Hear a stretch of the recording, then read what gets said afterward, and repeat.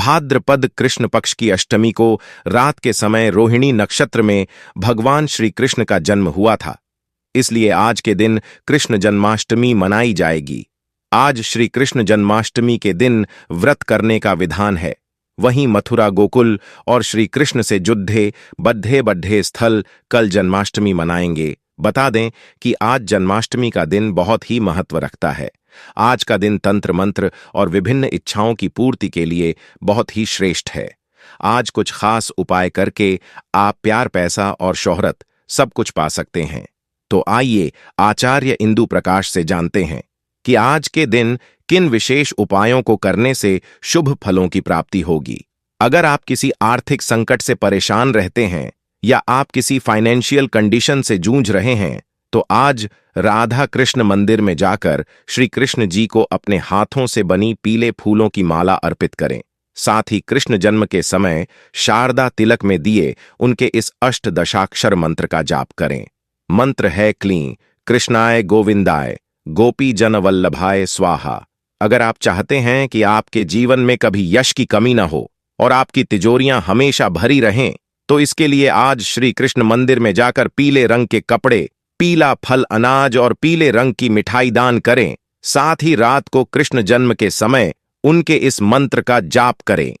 मंत्र है क्लीं कृष्णाय स्वाहा। अगर आपके पास पैसा तो बहुत है लेकिन पैसा रुकता नहीं है, कहीं ना कहीं खर्च हो जाता है और आखिर में जरूरत के समय आपको दूसरों से पैसा उधार मांगना पड़ता है, तो ऐसे में आज जन्माष्टमी की रात ठीक 12 बजे एकांत में लाल कपड़े पहनकर बैठें और अपने सामने 10 लक्ष्मी कारक कौड़ियों को सिंदूर में रंग कर रखें। साथ ही तेल का दीपक जलाएं और इस मंत्र का जप करें। मंत्र है गोपी जनवल्लभाय स्वाहा।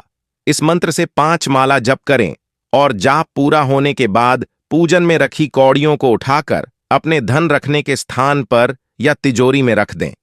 अगर आप ऐश्वर्य की प्राप्ति करना चाहते हैं और समाज में शोहरत पाना चाहते हैं तो आज भगवान श्री कृष्ण को साबुतदाने अथवा चावल की खीर बनाकर भोग लगाएं। साथ ही संभव हो तो खीर में थोड़ी केसर की पत्तियां भी डालें। इसके अलावा अपने काम की सिद्धि के लिए रात को श्री कृष्ण के इस मंत्र का जप करें। मंत्र है क्लीं ऋषिकेशाय नमः। अगर आप लक्ष्मी की कृपा अपने ऊपर बनाए रखना चाहते हैं और जीवन में खूब तरक्की पाना चाहते हैं तो आज जन्माष्टमी के दिन घर में या किसी बाग में या किसी मंदिर आदि में केले के 2 पौधे लगाएं। साथ ही अपने काम बनाने के लिए रात के समय श्री कृष्ण के इस मंत्र का जाप करें। मंत्र है श्रीयों ह्रीं क्लीं कृष्णाय स्वाहा। जन्माष्टमी की कथा द्वापर युग में मथुरा में महाराजा उग्रसेन का शासन था और उनके पुत्र का नाम कंस था। एक दिन कंस ने बलपूर्वक उग्रसेन से सिंहासन छीनकर उन्हें कारावास में डाल दिया और स्वयं राजा बन गया। कंस की बहन देवकी का विवाह यादव कुल में वासुदेव के साथ हुआ था। जब कंस देवकी को विदा करने के लिए रथ पर सवार होकर जा रहा था, तभी आकाशवाणी हुई, हे कंस, जिस बहन देवकी को तू बड्ढे प्रेम से विदा कर रहा है, उसकी 8वीं संतान ही तेरा वध करेगी। आकाशवाणी सुनने के बाद कंस क्रोध से भर गया और देवकी को मारने के लिए तैयार हो गया, ये सोचकर कि न देवकी होगी न उसका पुत्र होगा। कंस को वासुदेव जी ने समझाया कि तुम्हें देवकी की 8वीं संतान से भय है, इसलिए मैं अपनी 8वीं संतान को तुम्हें सौंप दूंगा। कंस ने वासुदेव जी की बात को स्वीकार कर लिया और वासुदेव देवकी को कारावास में कैद कर दिया। कंस ने देवकी के गर्भ से उत्पन्न सभी संतानों को निर्दयतापूर्वक मार डाला। भगवान कृष्ण का जन्म भाद्रपद माह के कृष्ण पक्ष की अष्टमी को रोहिणी नक्षत्र में हुआ। उनके जन्म लेते ही जेल की कोठरी दिव्य प्रकाश से जगमगा उठी। भगवान विष्णु ने अपने चतुर्भुज रूप में प्रकट होकर वासुदेव देवकी जी से कहा, आप मुझे तत्काल गोकुल में नंद के घर पहुंचा दो और उनके जन्मी कन्या को लेकर कंस को सौंप दो। वासुदेव जी ने बिल्कुल वैसा ही किया। कंस ने जब उस कन्या का वध करना चाहा, तब वह कन्या कंस के हाथ से छूटकर आकाश में उड़ गई और देवी का रूप धारण करने के बाद बोली कि मुझे मारने से तुझे क्या लाभ है? तेरा शत्रु और देवकी की 8वीं संतान तो गोकुल पहुंच चुका है। यह सारा दृश्य देखकर कंस भयभीत और व्याकुल हो गया। इसलिए उसने श्री कृष्ण की हत्या करने के लिए अनेक दैत्य भेजे। भगवान कृष्ण ने अपनी शक्ति से सभी दैत्यों का संहार कर दिया। अंत में उन्होंने कंस का वध करके उग्रसेन को वापस राजगद्दी पर बैठाया। श्री कृष्ण जन्माष्टमी का त्योहार सामान्य तौर पर रोहिणी नक्षत्र में अगस्त या सितंबर के महीने में आता है। कृष्ण के भक्त जन्माष्टमी को पूरे भारत सहित विदेशों में भी और श्रद्धा के साथ मनाते हैं। श्री कृष्ण जन्माष्टमी का एक बेहद ही महत्वपूर्ण और दिलचस्प पहलू है दही हांडी का अनुष्ठान, जो हर साल जन्माष्टमी पर किया जाता है। भगवान श्री कृष्ण की सबसे पसंदीदा गतिविधि को दही हांडी का उत्सव दर्शाता है, जहां युवाओं का समूह मिट्टी के हांडी रूपी बर्तन को तोड़ ढहता है, जिसे दही से भरा जाता है।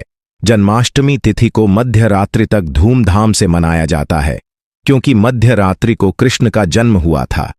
जन्माष्टमी के अगले दिन दही हांडी उत्सव को बहुत अधिक उत्साह और जोश के साथ मनाया जाता है। हिंदू धर्म के सबसे महत्वपूर्ण त्योहारों में से एक श्री कृष्ण जन्माष्टमी पर भक्तों द्वारा व्रत रखकर घर की सुख एवं शांति के लिए प्रभु से प्रार्थना की जाती है। जन्माष्टमी को मथुरा में बहुत ही बड़े स्तर पर मनाया जाता है, जो श्री कृष्ण का जन्म स्थान है। हिंदू धर्म की मान्यताओं के अनुसार जन्माष्टमी के दिन व्रत रखने और कृष्ण जी की पूजा अर्चना करने से मनुष्य की सभी मनोकामनाएं पूरी होती हैं।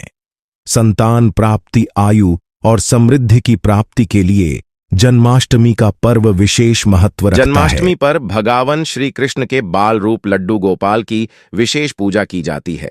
इस दिन मंदिरों को सजाया जाता है, साथ ही भगवान को नए वस्त्र धारण कराए जाते हैं।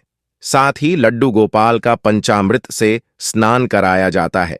साथ ही इस दिन रात में 12 बजे कान्हा के जन्म के बाद उनकी पूजा करके व्रत का पारण करने का विधा है।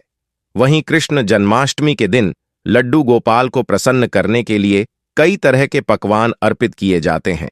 उन्हें झूला झुलाया जाता है। साथ ही आपको बता दें कि ज्योतिष में कुछ उपायों का वर्णन मिलता है, जो अगर इस दिन रात में किए जाएं तो व्यक्ति की हर मनोकामना पूरी हो सकती है। साथ ही उसके जीवन में सुख समृद्धि का वास रहेगा। आइए जानते हैं इन सिद्ध उपायों के बारे में। लगाएं माखन और मिश्री का भोग। जन्माष्टमी की रात जब भगवान का जन्म हो जाए तो उनको माखन और मिश्री का भोग लगाएं, क्योंकि कान्हा को माखन मिश्री बहुत पसंद है। वहीं ऐसा करने से जीवन में सुख समृद्धि का वास रहेगा और भगवान श्री कृष्ण की कृपा आप पर बनी रहेगी। दाम्पत्य जीवन खुशहाल बना रहेगा। शंख से करें अभिषेक। जन्माष्टमी के दिन लड्डू गोपाल का दक्षिणावर्ती शंख से अभिषेक करना चाहिए। इसके बाद कृष्ण चालीसा या विष्णु सहस्त्र नाम का पाठ करें। ऐसा करने से आर्थिक स्थिति में सुधार आएगा, साथ ही जीवन में संपन्नता बनी रहेगी। पान का पत्ता करें अर्पित। अगर बहुत प्रयास के बाद आपकी आर्थिक स्थिति में सुधार नहीं हो पा रहा हो, तो श्री कृष्ण के जन्म के बाद भगवान कृष्ण को पान का पत्ता अवश्य अर्पित करें। इसके बाद अगले दिन उस पान के पत्ते पर